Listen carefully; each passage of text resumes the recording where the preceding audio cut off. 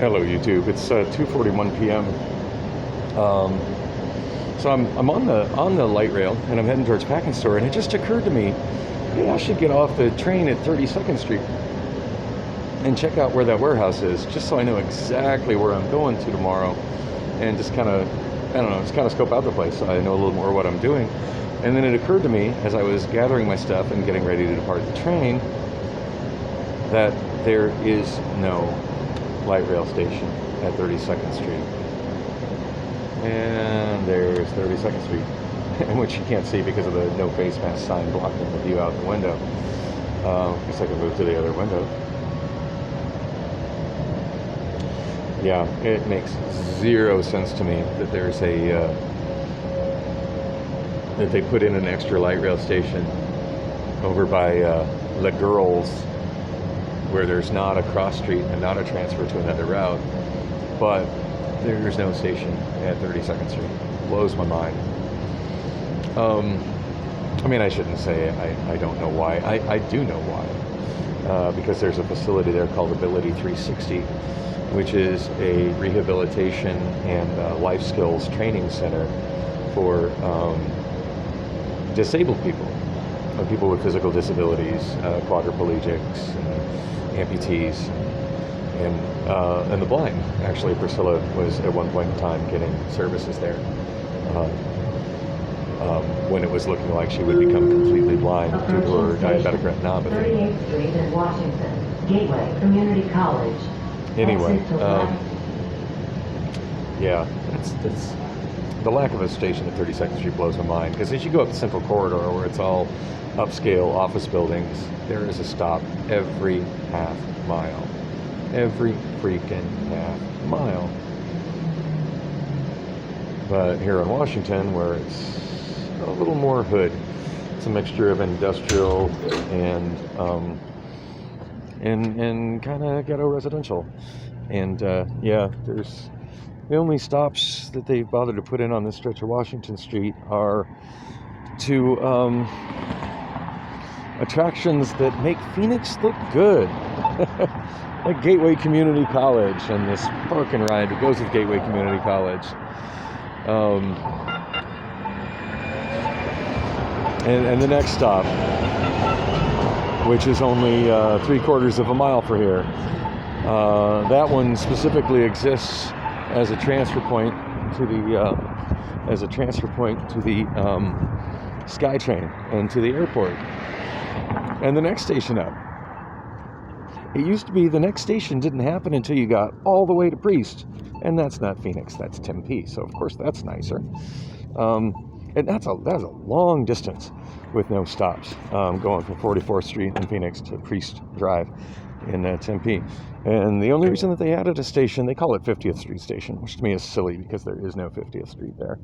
But yeah, that station, it's there to service Ability 360. In fact, I think the station is even labeled Ability 360. Ooh, look, there's another Honda Del Sol. Wow, that's nice. I mean, it's hideous what he's done with it, as far as that goofy looking wing on the back. The rims don't look bad. I mean, I'd still rather have real Honda one, and that decal is tacky as fuck. I do honestly like the teal green. I'm not sure if I'm not sure if the Del Sol was ever originally issued in teal green. I don't think it was. As everyone I've seen has always kind of been a goofy looking custom like that. But I do know in the year that Del Sol came out, and that looks to me to be about a 93 or a 94, and in that year, that teal green was a very popular color for cars. So even if that's not period appropriate for the Del Sol specifically, it's definitely period appropriate for a small two-door sports coupe. In fact, I remember in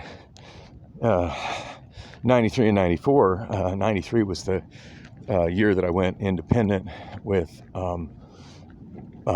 my taxis, which started as Bell Express Cab and then got shortened to Express Cab. as I set my sights on taking over all of Phoenix and then eventually all of the United States. I never really got out of my neighborhood, but anyway. But I did definitely get beyond Bell Road, so there's that. But yeah, at one point in time, I was very seriously considering doing all of my cabs. And to be honest, I never got to a point where I had a uniform color for all of my cabs. But I did have a uniform logo, which I designed myself, and I was very proud of it. Loved the way it looked. It was, I could try to describe it and still be clear as mud to y'all, so I won't. But let's just say it looked really good, and it incorporated the name of the company into 3 horizontal stripes that ran the length of the car, and 1 vertical diagonal stripe that was part of the X. And it was very distinctive and very striking. And the first car I put it on was Cab 86. This was my first car. And I did it, the first time I did it in black electrical tape. I just had this idea.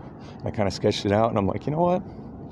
I can make this work with black electrical tape. Now, my later cars, I contracted with a guy that did like proper cut.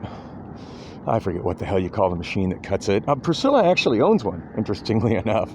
It's in Lily's room, but a machine that cuts vinyl adhesive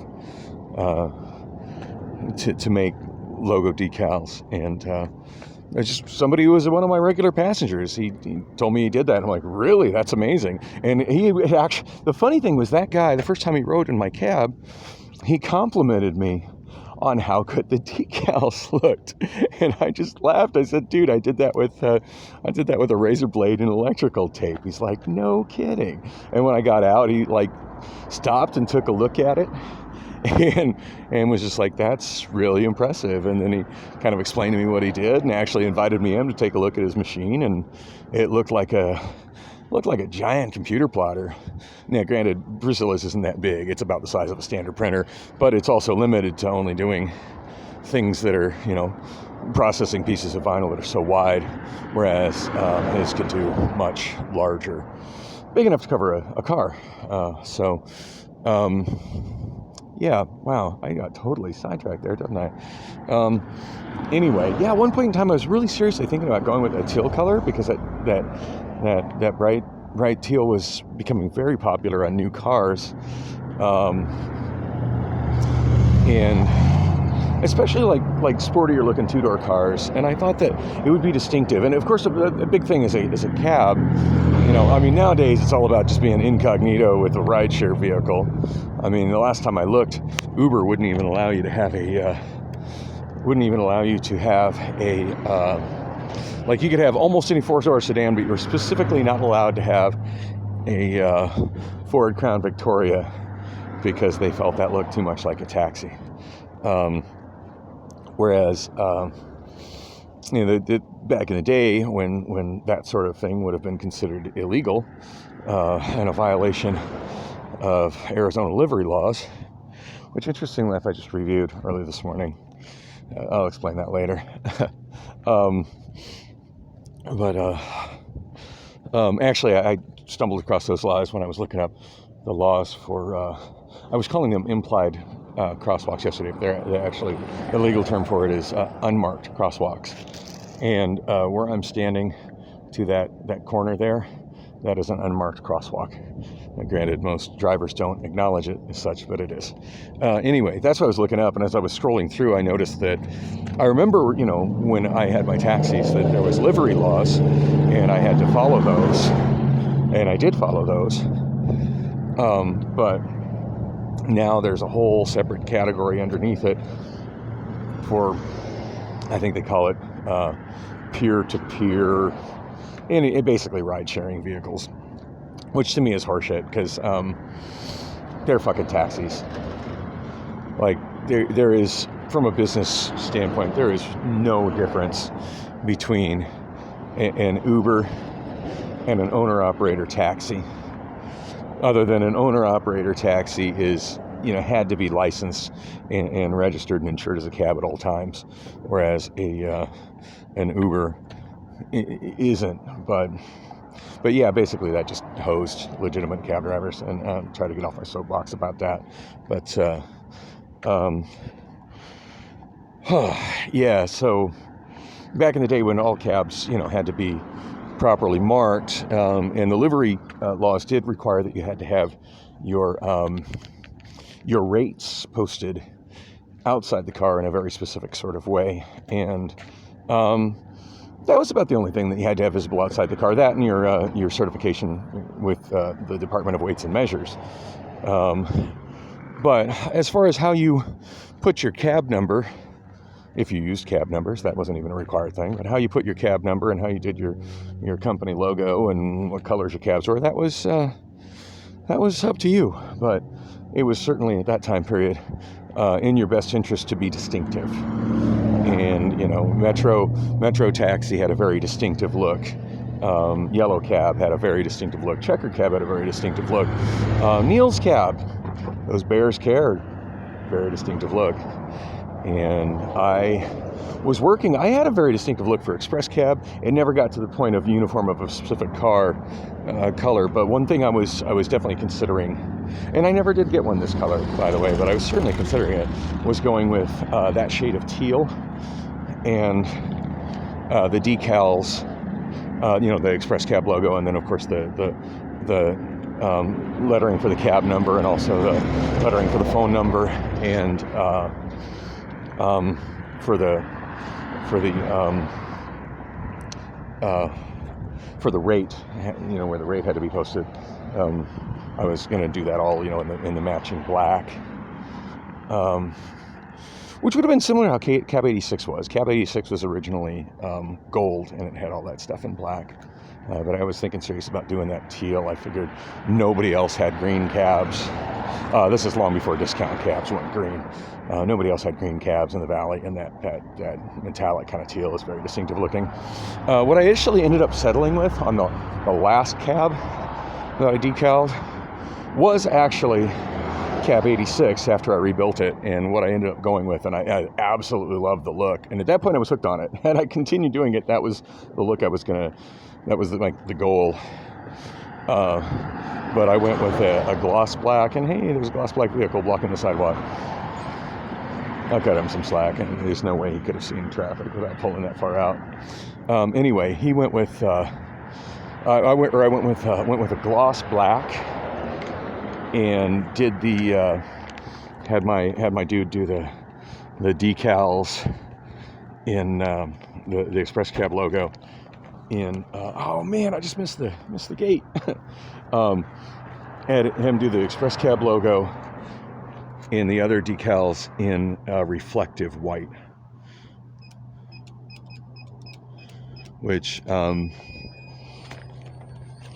not only was very striking looking, but it also I had one of my vehicles in an accident, and the guy said he didn't see my cab. I was so pissed. So I had just bought this Pontiac Parisian. I want to say I'd had it on the road for 3 days. Did not have the decals on it yet. Like, I just had enough on it to make it legal, but I didn't have the final decals.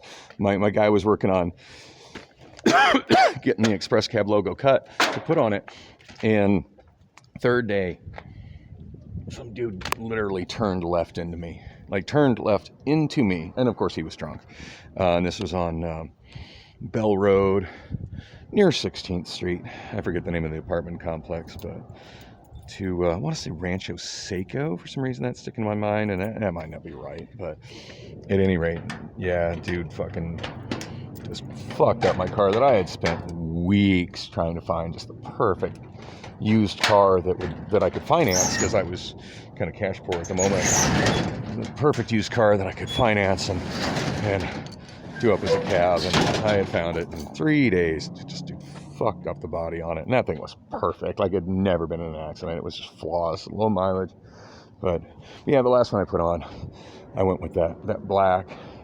And the big thing was when the guy I was still entertaining the thought of going teal with it.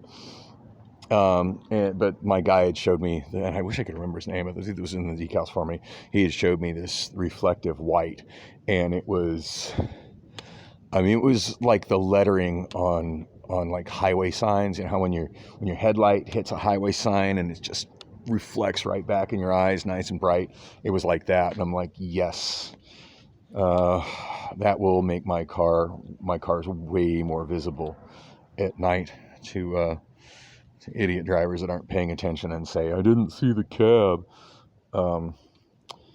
It looked good. Anyway, I don't remember what I was going to talk about. I saw a teal Honda Del Sol and just, yeah, look, there goes a butterfly. But anyway, I made it to my storage. So it's time to wrap this up and go pay my rent. Yay! Mission accomplished.